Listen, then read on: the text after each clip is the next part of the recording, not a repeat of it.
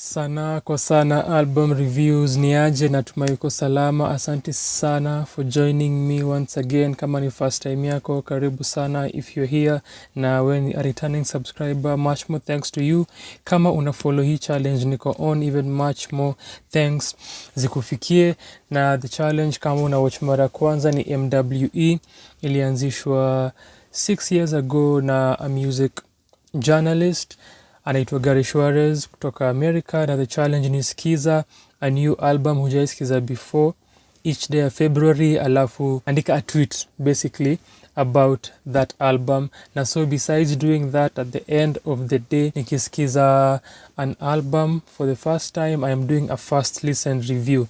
Na leo ni day 15, sai ni 9:09 pm, na kama title ya hii video inasema naangalia Zaidi, album ya Masika. It's my first album kusikiza ya Masika, the renowned gospel musician. It's her 8th studio album, na nilikuwa curious kusikia album na kusikia a body of work done by her. Najua few singles hapa na pale that have been hits, but sijai delve into her work before, and so this was the first time. So Zaidi napata Masika being thankful, alafu being thankful na grateful to God kwa the things amemfanyia, alafu pia besides that anataka sana understand God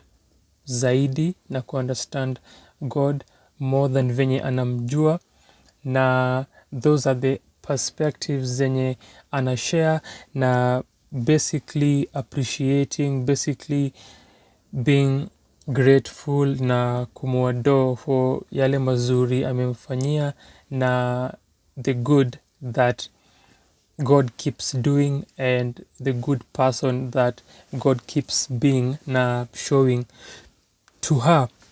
Production done by Still Alive with obviously the tagline everywhere kwa every other song. Kwa other reviews on this channel zenye nimefanya na mandugu zangu, we always talk about taglines na producers kuweka taglines. I think ni expected because they always do it on hizi songs, but mostly as singles, since sijakaa kusikia a lot of gospel albums.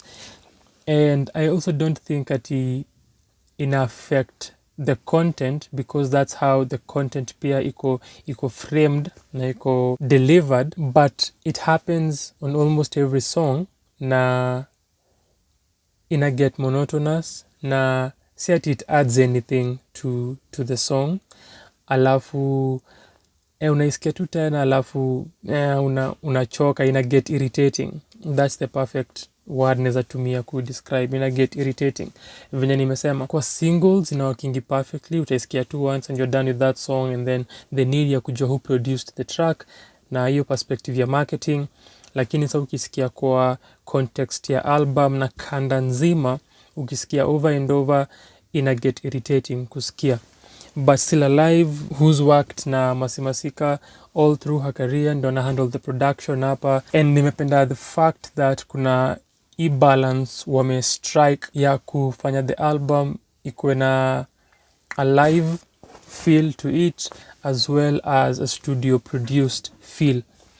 I love how they've done that, and kuna hiyo experimentation ikikuja kwa instrumentals zenye wametumia, na ikikuja kwa sound elements zenye zimekuwa included ndani ya the album in different songs hapa na pale. So there is that. Kuna ukiangalia ngoma kama Joy is a reggae song, na kuna this adlib yenye Masika anaput akisema venye Mungu anampatia joy, just hapo kwa the first part of the song ili sound kama Alain and then towards the end of the song nilifikiria Etana. I'm almost sure pia imekuwa influenced na the fact that the song is a reggae song, but nilifikiria those artists in particular when nilisikia.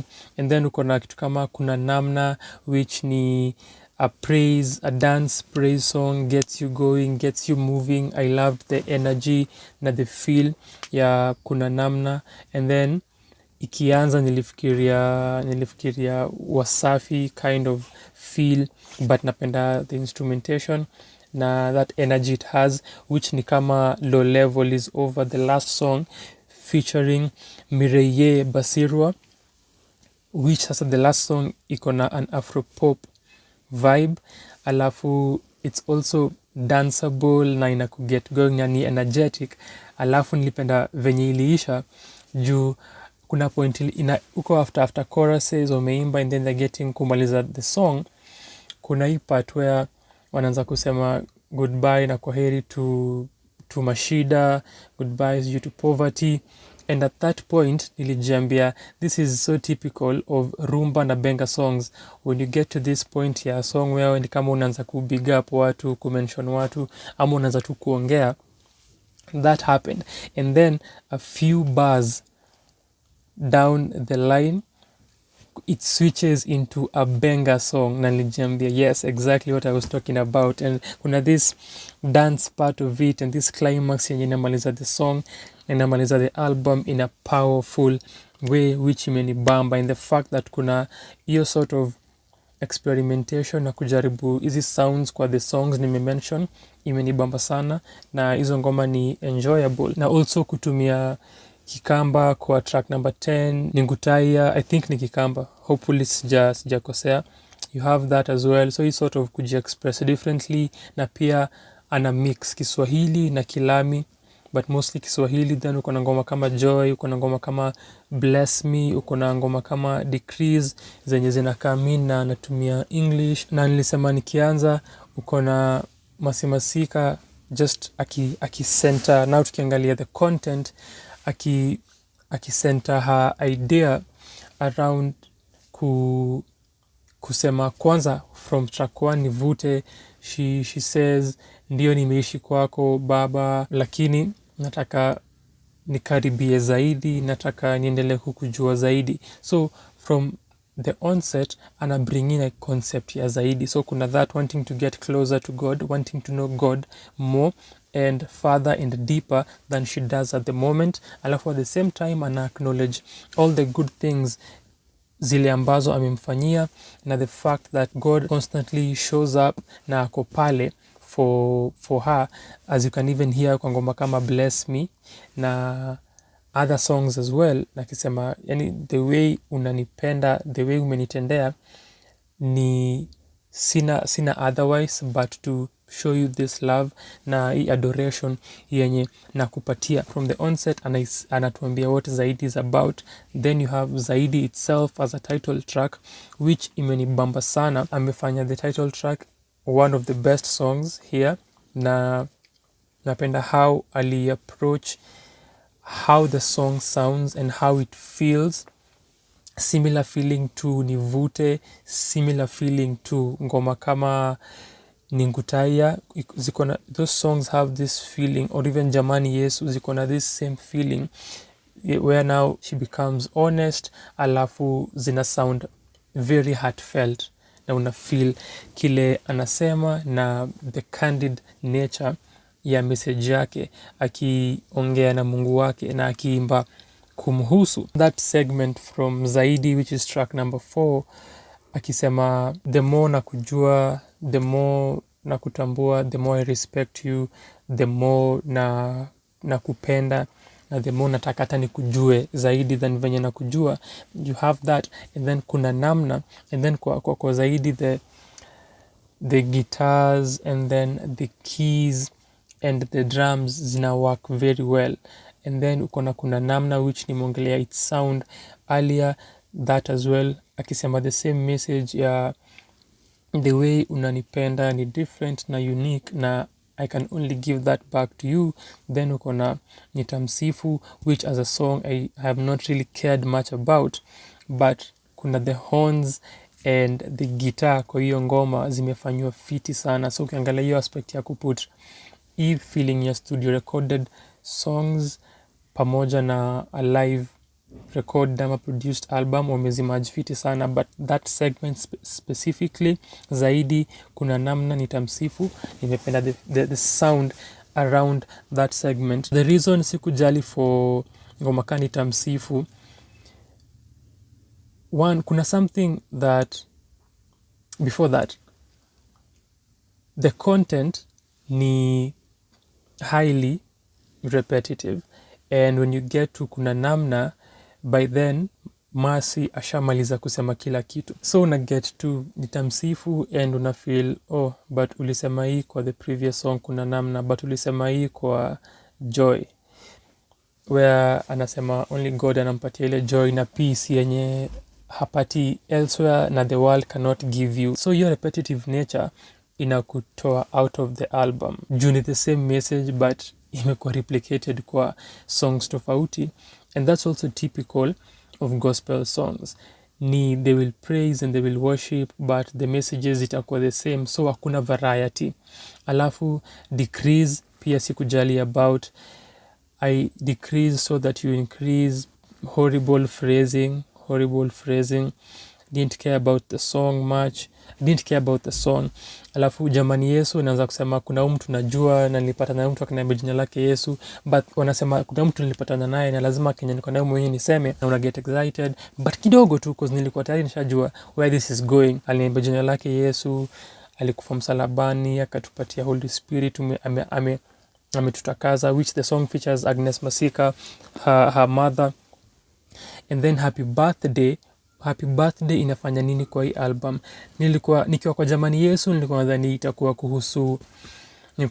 kuhusu Jesus, and then naisikia it's just a happy birthday song literally, lakini inafanya nini kwa hii album? It doesn't fit anywhere, it just comes out of nowhere and ina exist na hai add anything, haifanyi anything. Si clear whom the song is dedicated to. Iko tu, I didn't get why that song was put there. Terrible choice ya song, na in terms of sequencing inaribu the sequencing. The best feature Mireye Basirwa, definitely. I didn't care about Bless Me, and also just to kusema the flavor she adds for the chorus, low level is over, the tone of her voice imenibamba, and then when she says Sefini in a sound fiti how they've done the song together. But that's the best feature yake kwa Bless Me na Ada.